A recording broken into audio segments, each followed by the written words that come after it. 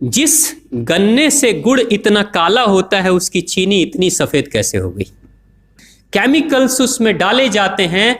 और मैं एक चीनी मिल के अधिकारी जो मैनेजर है, मैं उनकी बात आपको बता रहा हूं। उन्होंने कहा कि मुझे लगभग 12 साल हो गए चीनी मिल में काम करते हुए, और जब से मैंने काम करना शुरू कर दिया चीनी मिल में, तभी से मैंने घर में चीनी लाना ही बंद कर दिया। मैं तब से अपने बच्चों को चीनी खिलाता ही नहीं हूं, जबकि नौकरी से सैलरी वहीं से मिलती है, मगर चीनी नहीं। मैंने कहा कि आखिर कौन सी घटना घटी जिसके कारण से आपने ऐसा किया? तो उन्होंने बताया एक छोटी सी घटना कि चीनी मिल में जो ये पानी निकलता है ना, चीनी के बनने के बाद उस प्रोसेसिंग में जो पानी निकलता है, उस पानी में वो सारा केमिकल भी मिक्स रहता है, और उस पानी को चीनी मिल वाले लोग अक्सर एक टंकी में जमा करके रखते हैं।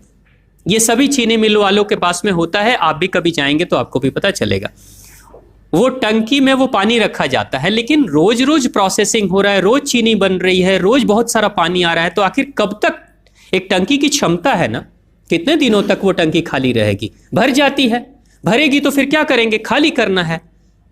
तो क्या किया था चीनी मिल के लोगों ने? सोचा कि छोड़ो ना, अब कहाँ जाएंगे उसको फेंकने के लिए कहीं दूर, क्योंकि अब उतनी बड़ी टंकी जिसमें हजारों गैलन पानी है, उसके लिए ट्रांसपोर्ट में कितना खर्च आएगा, तो बेहतर होगा रात के अंधेरे में कहीं खेत में डाल देते हैं।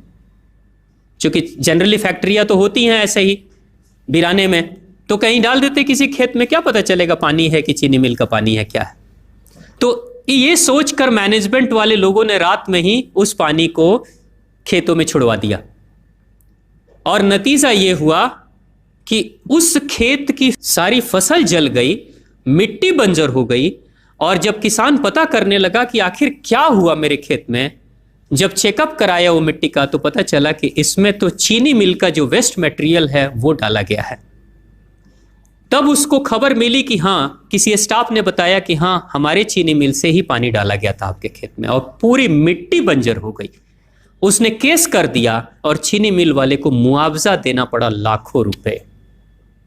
तभी से वो स्टाफ कहते हैं कि जो मिट्टी को बंजर कर दे वो इंसान के शरीर में जाए तो क्या करेगी। उसी के बाद से मैंने अपने घर में चीनी लाना बंद कर दिया। और सच्चाई है, लगभग अगर आप देखेंगे तो अंग्रेजों के आने के समय अंग्रेज पहला चीनी मिल इन्होंने भारत में ही लगाया था। पहला चीनी मिल भारत में ही अंग्रेजों का लगा, और अंग्रेजों ने चीनी की शुरुआत की। भारत के लोग गुड़ खाते थे, चीनी नहीं खाते थे, उन्होंने बहिष्कार किया, बिल्कुल नहीं। लेकिन चीनी और चाय पत्ती दोनों के लिए लोगों को तैयार किया गया था। चाय पिला पिला कर फ्री में चीनी के लिए तैयार किया गया, और चाय के लिए भी तैयार किया गया। अंग्रेज ने जब से ये शुरू किया है, और पिछले 50 वर्षों से हमारे समाज में चीनी खाने का प्रचलन बहुत तेजी से बढ़ा है, और उसी समय से भारत के लोगों के बच्चों के शरीर में कैल्शियम की कमी होनी शुरू हो गई है। अगर कोई माँ, अगर कोई बहन जो गर्भवती हो, गर्भकाल के दौरान अगर चीनी का सेवन अगर कोई बहन कर रही हो, तो चांसेस ज्यादा होते हैं गर्भपात होने के।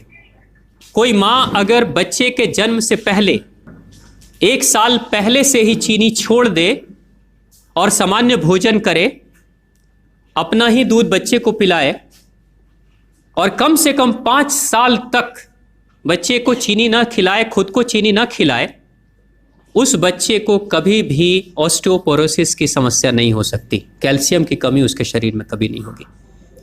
चीनी जब जाती है आपके शरीर में, तो बाहर जब निकलती है तो अकेले नहीं निकलती, कैल्शियम लेकर निकलती है। चीनी कैल्शियम लेकर निकलती है, हड्डियों को गलाकर निकलती है। और जिसके शरीर में कैल्शियम की कमी हो जाती है, उसके शरीर में मैग्नीशियम, पोटेशियम, आयरन सबकी कमी हो जाती है। कैल्शियम वो तत्व है कि जिसके शरीर में कम हो जाए, सारे तत्व कम हो जाएंगे। और कैल्शियम की कीमत पे चीनी हम खाते हैं। भारत, पाकिस्तान, बांग्लादेश, नेपाल, ऐसे कुछ देशों के अलावा दुनिया के बहुत सारे ऐसे राष्ट्र हैं जहां चीनी का इस्तेमाल ही नहीं होता। आज भी चीनी खाते नहीं, बहुत सारे देश नहीं खाते बिल्कुल। आप गुड़ खाया करिए, वो ज्यादा बेहतर है, चीनी को छोड़िए।